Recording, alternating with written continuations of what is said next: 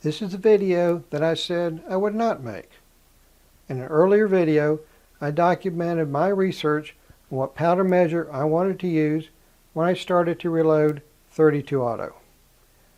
Since the 32 Auto uses very low charges and has a very narrow range between minimum and maximum safe loads, I decided to do an in-depth comparison of the powder measures that I felt had the best chance of providing the accuracy and consistency I was looking for.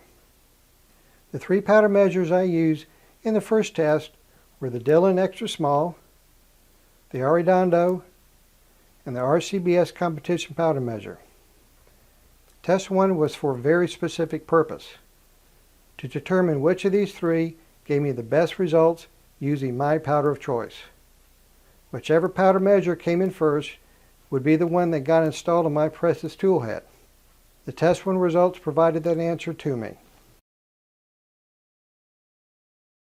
As expected in the first video, if I did not choose a person's favorite powder measure, they assumed the test was faulty, or if I had only used a totally different powder, the results would be very different.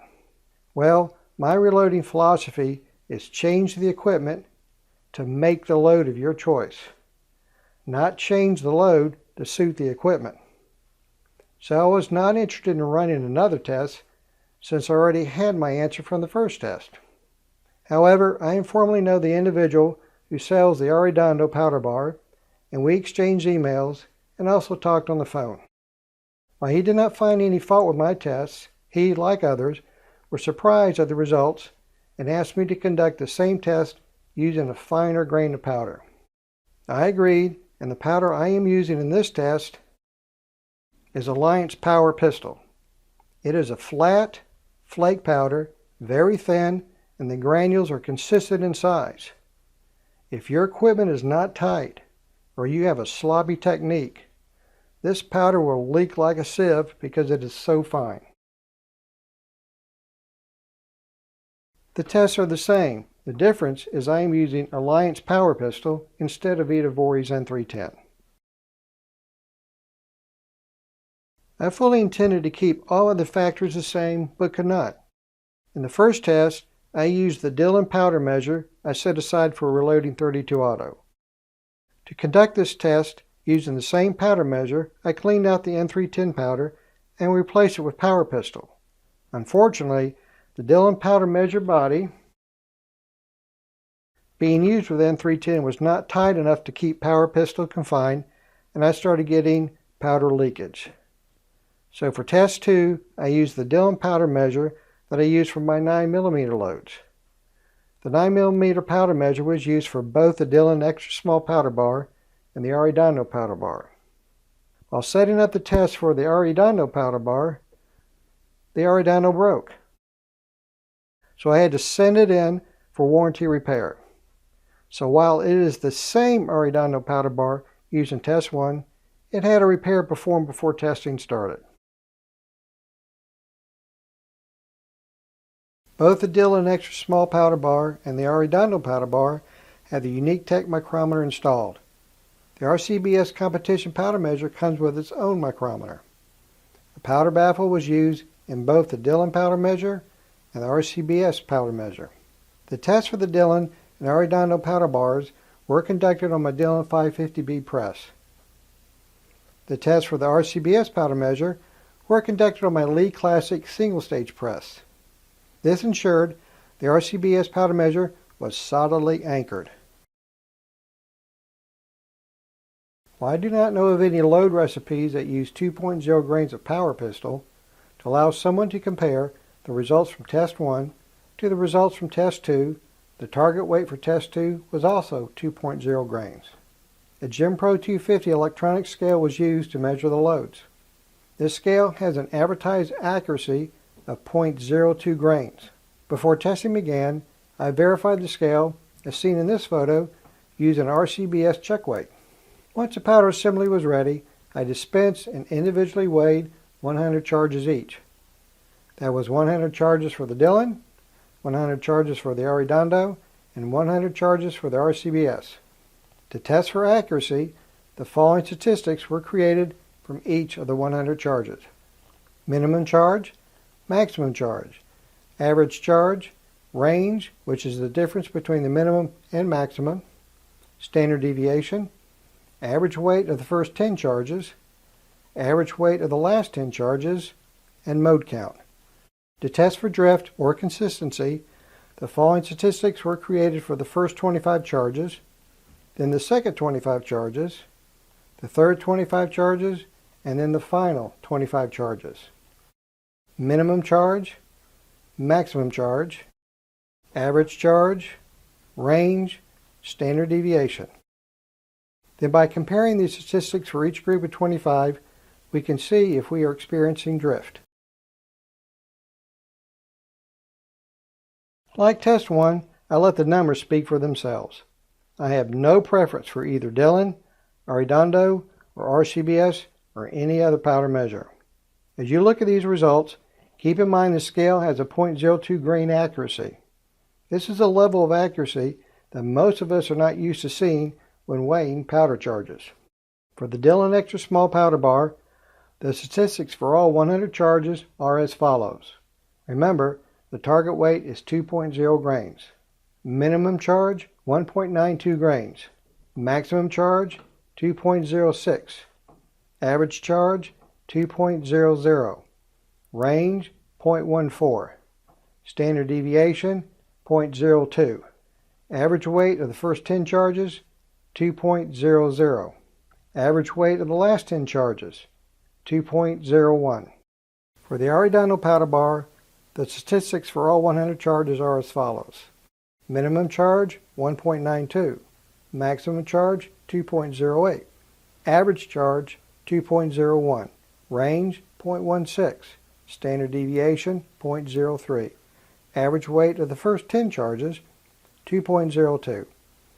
Average weight of the last 10 charges, 2.02.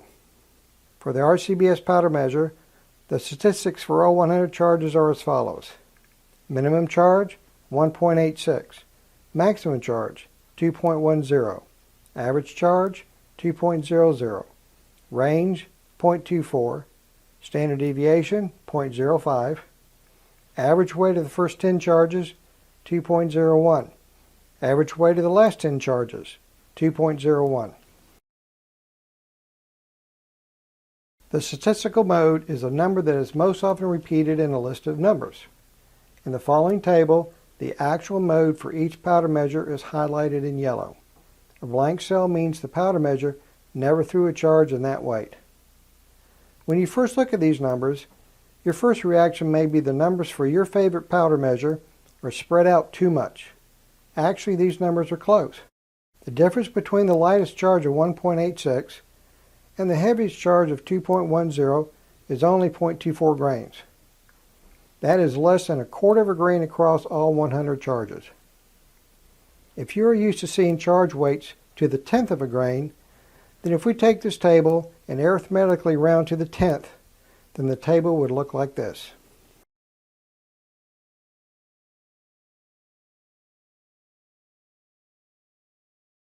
Now let's look at consistency. This test was to determine how much the powder assemblies drift over the 100 charges. Instead of reading the numbers to you, I will go on mute and give you time to read them. First, the Dillon.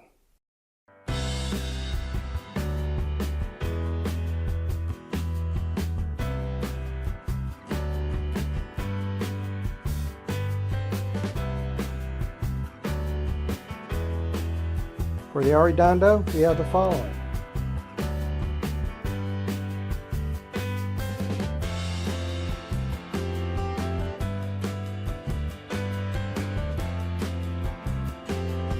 The numbers for the RCBS are as follows.